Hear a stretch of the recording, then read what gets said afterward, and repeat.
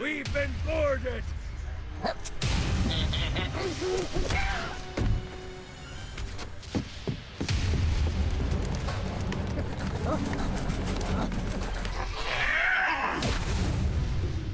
these damn things off my ship!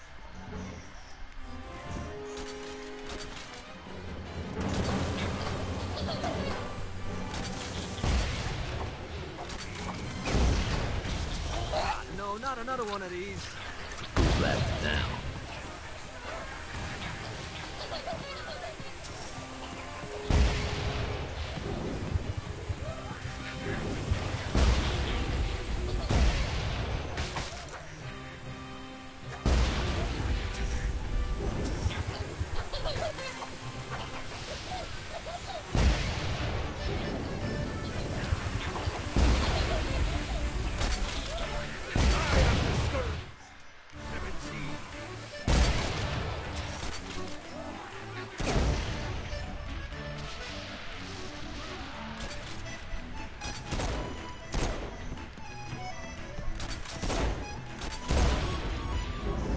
I got a bit of treasure in that chest over there.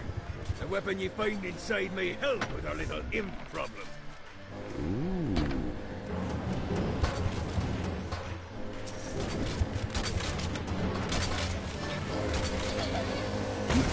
To you,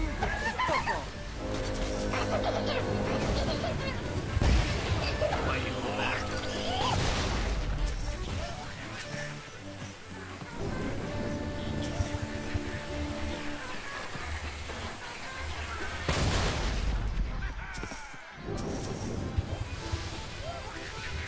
I summoned these imps to serve as my crew. I forgot what a handful they could be. Once aboard, they wouldn't listen to their captain.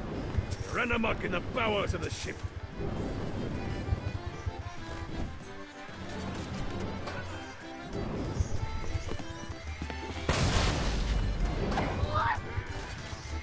Get it off! Get it off!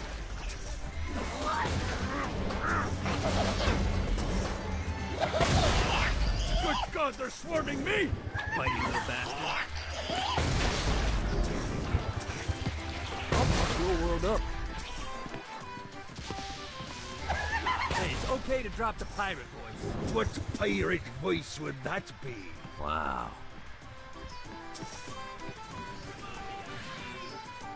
Destruction of Earth had a profound impact on the afterlife.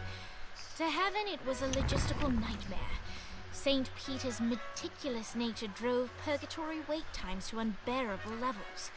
Meanwhile, in hell, where souls in pain were used as currency, it created a new era of prosperity for the wickedly enterprising. This economic boom resulted in the coffers of hell to be overflowing, which in turn piqued the interest of the most notorious man that sailed the seven seas. Long had Blackbeard been a thorn in Satan's side, robbing tax collectors on a semi-regular basis. But the promise of an immeasurable fortune drove him to be even bolder. An arrangement was reached. Blackbeard would provide information on strategic targets in exchange for a share of the profit. Johnny, who was interested in murder, not money, happily agreed.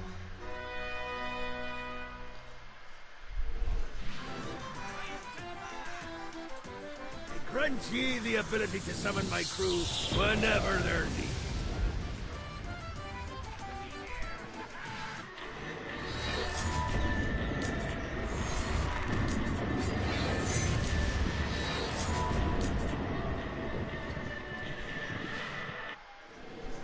All right, matey. It's time for your lesson. Let's summon me favorite scurvy or it'll tell you. The imp. Why don't you start off by summoning an imp to take out those enemies? There you go, matey. Now take down the other two. Those little inkle biters are vicious. Now let's practice your aim. Take down the demons on the islands. Few things are as rewarding as pressing someone into service, am I right? Now get going. There's a whole wide world waiting to be plundered.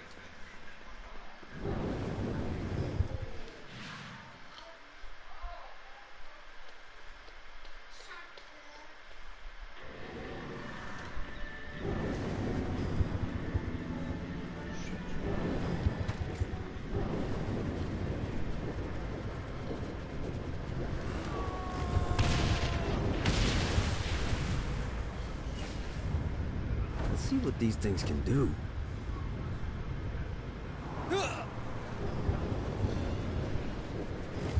I raided a Centerpol office and found information on where the president is being kept.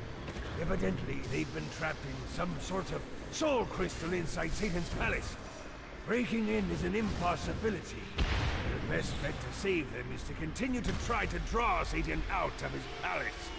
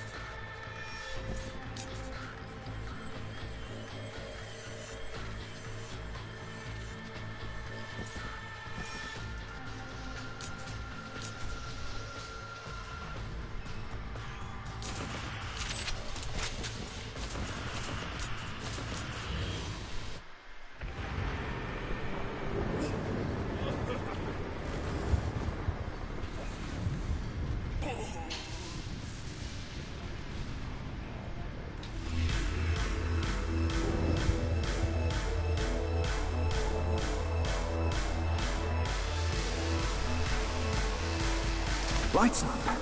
William Shakespeare, humanity's greatest playwright, and hell's most diabolical purveyor of entertainment, looks on as a brave mortal on an Orphean quest enters. The bard's interest is piqued, and he looks to test his visitor's mettle.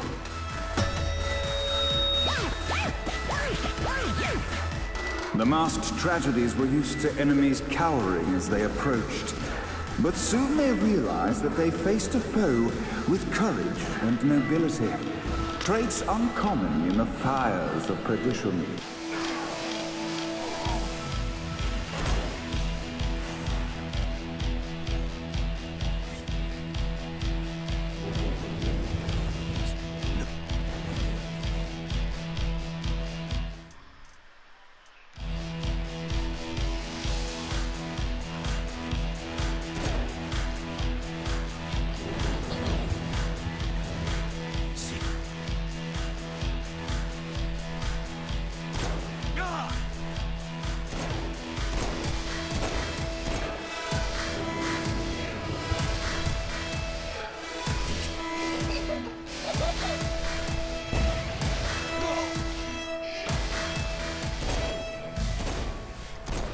The inciting incident resolved. The time has come for rising action.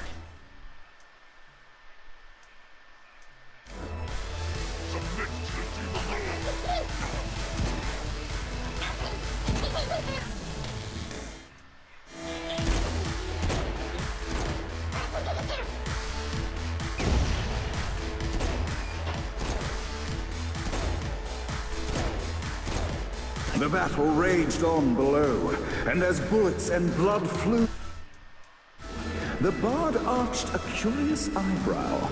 Could this mortal be the exact thing that Shakespeare needed? This battle's far over. Arise. And now, Act 3!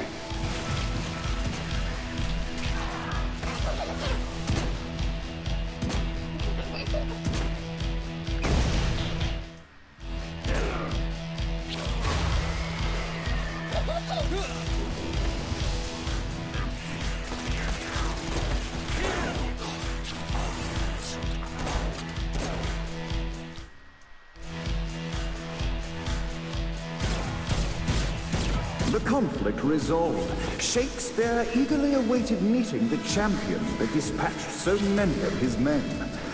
Undoubtedly, they were here for the bard's aid. And while happy endings were not a thing found in hell, Shakespeare always had a soft spot for comedies.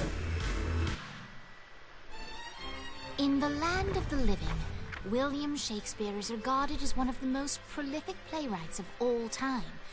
However, to the denizens of hell, the bard is seen in a far different light. After selling his soul for fame and adoration, Shakespeare served in hell as Satan's spy master general. In doing his duty, Shakespeare would punish the souls he was investigating by forcing them to perform in grotesque passion plays for Satan's amusement. But in a Twelfth Night-esque twist, Shakespeare found himself living a double life. While he projected an image of cruelty, his heart was as soft as Jezebel's. In secret, he would tutor her on the classics and act out the works of his mortal days. When Satan found out, he cast Shakespeare out of the palace, believing that the poet would be tormented by the populace of hell, far out of Jezebel's sight. But Satan had not counted on the bard's cunning.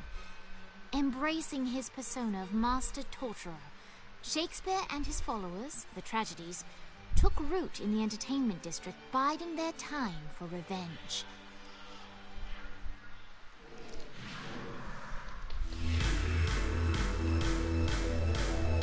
And so Shakespeare called forth the Deus Ex Machina to bestow our protagonist with the arcane power of Force Stop.